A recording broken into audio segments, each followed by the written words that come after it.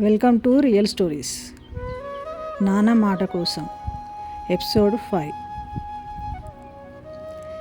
1993. చూస్తుండగానే రోజులు గడిచిపోయాయి. 1993 రానే వచ్చింది. వెంకటేశ్వర్లు ఆ ఊరికి వచ్చి సంవత్సరం అయిపోయింది. అప్పట్లో 31st పార్టీలు, న్యూ ఇయర్ సెలబ్రేషన్స్ ఎక్కువ లేని రోజులు. Greeting cards, hero heroine photos ఒకరినొకరు ఇచ్చుకునేవారు. స్కూల్ హాలిడే ఉండేది కాదు.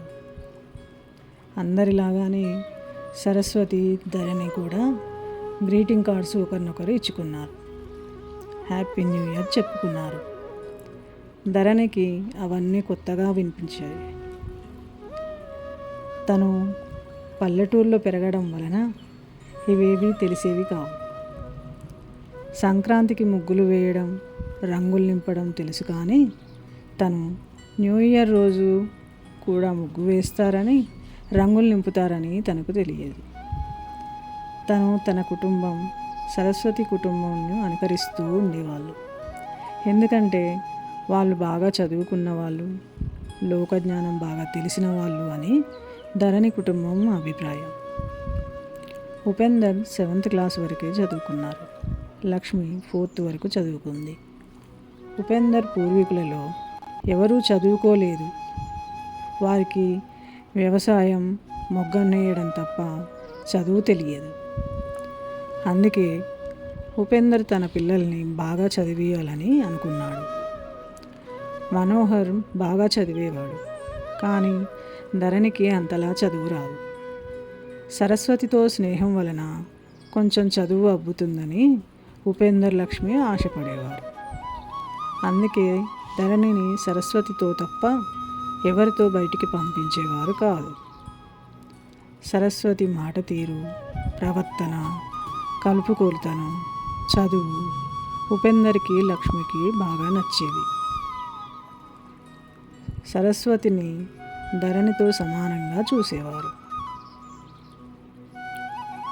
మనోహర్ సన్నగా, చామన ఛాయగా ఉండేవాడు. ధరణి తెల్లగా, పసుపు ఛాయలో పొట్టిగా ఉండేది. మనోహరేమో పొడుగా ఉండేవాడు. ఉపేందర్, లక్ష్మి మరీ పొడవు ఉండేవారు కాదు, కానీ మనోహర్ వాళ్ళ మేనమామల్లాగా ఉండేవాడు. మనోహర్ మేనమామలు ముగ్గురు పొడవుగా ఉండేవారు. మనోహర్ మాట, కళ్ళు అచ్చం మేనమామల్లాగే ఉండేవి. మనోహర్ ఏది మాట్లాడినా, ఏ పని చేసినా లక్ష్మి తన తమ్ముళ్ళను గుర్తు చేసుకునేది.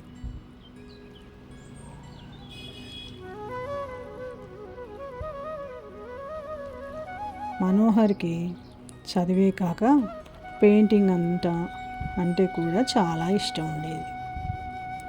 ఎవరితో గొడవ పడేవాడు కాదు. సెలవుల్లో పెయింటింగ్ వేసేవాడు. తన తల్లితో, ధరణితో స్నేహంగా ఉండేవాడు, కానీ తండ్రి అంటే కొంచెం భయం పడేవాడు.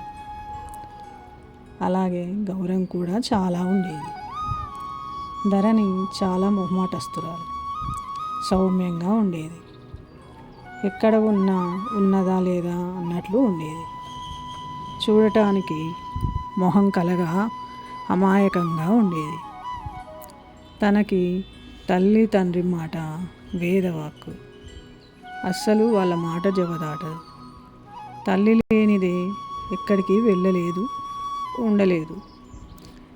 తను అందరితో బాగానే ఉంటుంది, కానీ స్నేహంగా, కలుపుకోలుగా ఉండలేదు. సరస్వతితో మాత్రం స్నేహంగా ఉండేది. తను చాలా విషయాలు పంచుకునేది. కొద్ది రోజుల్లోనే పరీక్షలు వచ్చాయి. ధరణి వాళ్ళ అమ్మని, నేను సరస్వతి వాళ్ళ ఇంట్లో చదువుకుంటాను అంటే లక్ష్మి సరే అంది. ఎందుకంటే వెంకటేశ్వర్లు టీచర్ కాబట్టి డౌట్స్ ఉంటే చెబుతారని లక్ష్మి ఆలోచన. పరీక్షలు అయిపోయాయి. ఎండాకాలం సెలవులు రానే వచ్చాయి. సెలవులు కావడం వలన వెంకటేశ్వర్లు వాళ్ళ కుటుంబం అంతా బచ్చన్నపేటకు వెళ్ళారు. అక్కడ వైష్ణవితో నెల రోజులు సరదాగా గడిపారు.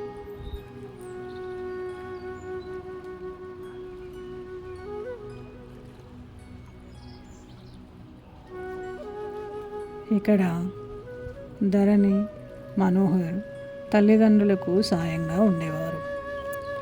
ప్రతి ఎండాకాలం సెలవులకు అంతే. ఉపేందర్ పిల్లల్ని సెలవుల్లో ఎక్కడికి పంపించేవారు కాదు. లక్ష్మి కూడా అంతే. లక్ష్మికి కుట్టు మిషన్ ఉంది. తనవి ధరణి లక్ష్మినే కుట్టేది.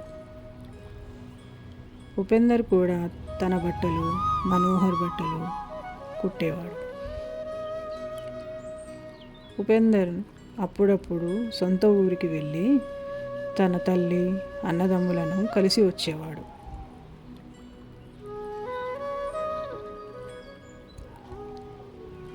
ఉపేందర్ ఏ వ్యాపారం చేయాలా అని దీర్ఘంగా ఆలోచించేవాడు. నెక్స్ట్ ఎపిసోడ్ నెక్స్ట్ ఆదివారం వస్తుంది. Thank you for watching. Please subscribe.